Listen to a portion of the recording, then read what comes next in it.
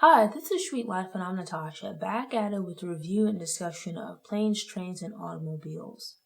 Planes, Trains, and Automobiles is a slapstick comedy about a man who's trying to get home to Chicago to spend Thanksgiving with his family. The stars of the movie are John Candy as Del Griffith and Steve Martin as Neil Page. It's one of these movies, it's something that you actually see quite often in comedies, where you'll have one person, let's call him the straight man, and then the other person who's like the fire starter. So you have this comedy duo where one person is all over the place, they cause messes, and then the other person who kind of cleans up the messes, but at the same time adds to the comedy. And so Del, he's a pretty nice, charming guy who meets Neil. They're strangers, but they meet in this melee of trying to get home, right? With flights being booked and whatnot. We see Neil, he's in the middle of a meeting in New York City, but wants to get back home to Chicago. There's bad weather. He's unable to get a taxi. He leaves the meeting a bit late. And there's a combination of various factors where like his transportation plans are thrown off. And so, it takes him forever to get to the airport.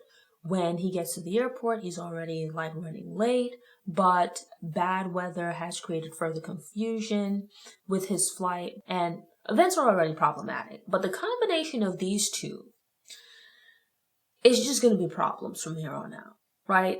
They try traveling through various means to get to Chicago to get home to their families.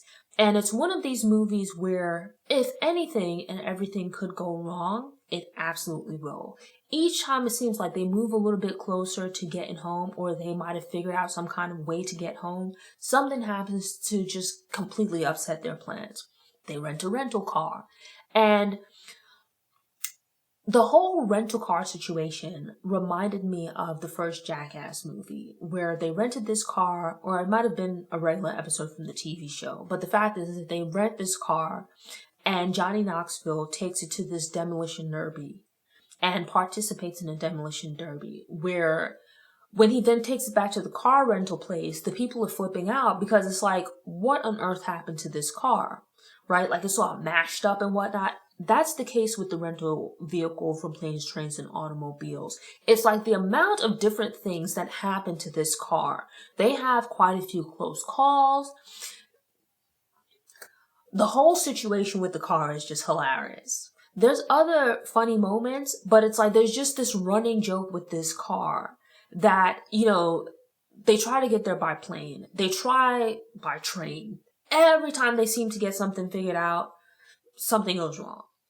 And so it's like they finally get this rental car after like having been robbed, right? Neil's wallet is stolen, right? They stay overnight at a hotel. They come into contact with other people and, end up like getting taken for their money, which just further adds to the difficulty because it's like, I imagine nowadays most people don't really carry around cash with them. I know I don't. At present, at most, I probably have $10 or $20 in cash on me. But otherwise, I just use my card for everything. And the money I have in my wallet, it'll be there for months without me spending it. And so back then, people would have been carrying more cash, right? And so it's like if they had cash, it would eliminate a lot of the problems because up to a point, they'd be able to make other arrangements. But with them losing the money relatively early on in the film, it just further adds to the difficulty, which kind of helps contribute to this running joke. But there's this part where they later on go to a rental company. They rent a car, simple, right? Not the best case scenario, but at least now you've got a vehicle. You can hopefully drive home. That'll be the end of your problems.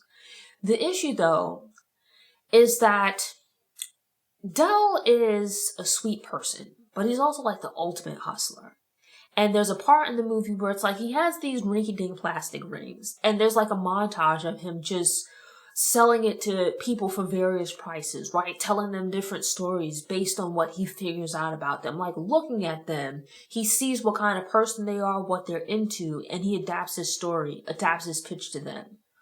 It's like he's able to make like a good amount of money to help them with this travel quest after having lost their own money.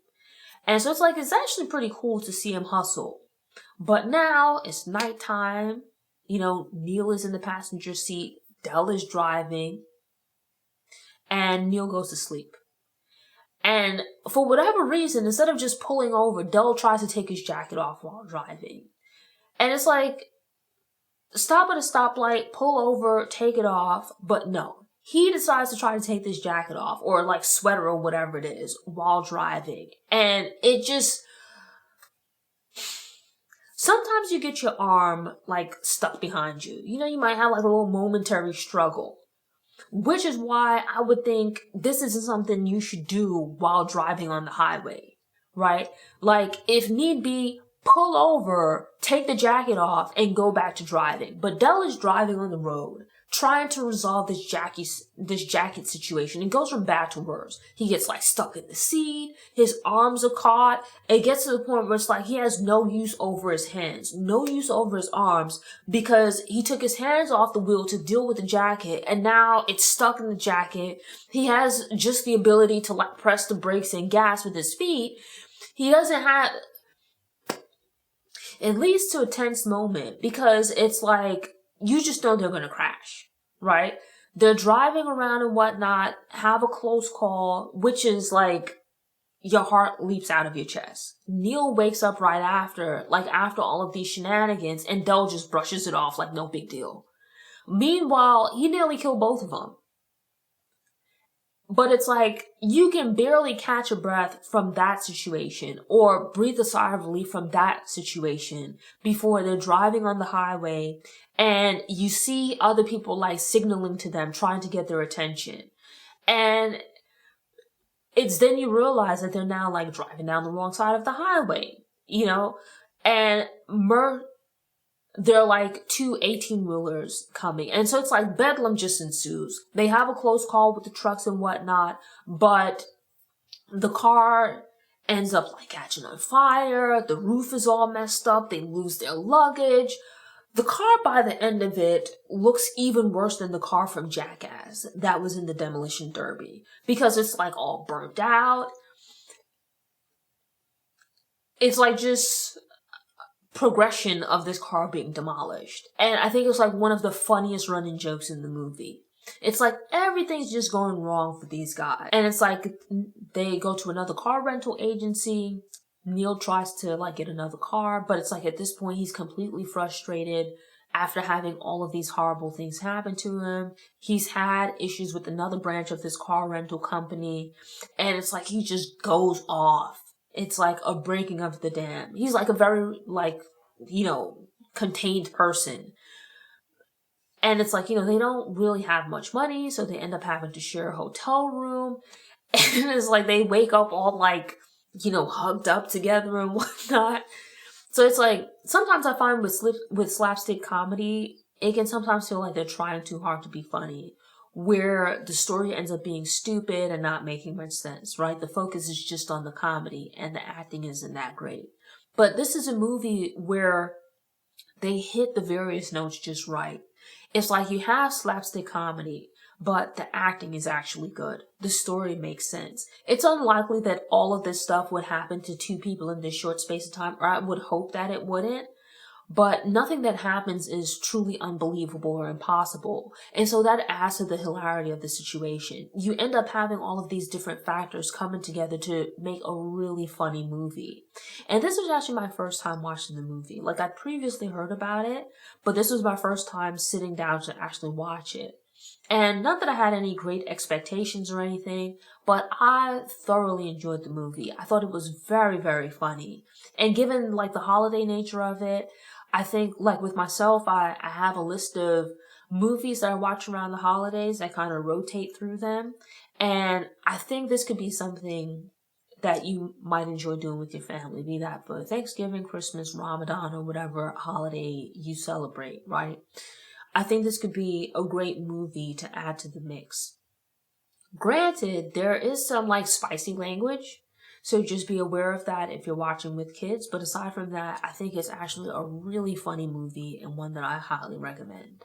Thanks for tuning in. To ensure you don't miss any episodes, subscribe to the channel, click the notification bell, and check out my movie review playlist. Go ahead and click the thumbs up button if you like what you saw, and go ahead and share it on social media.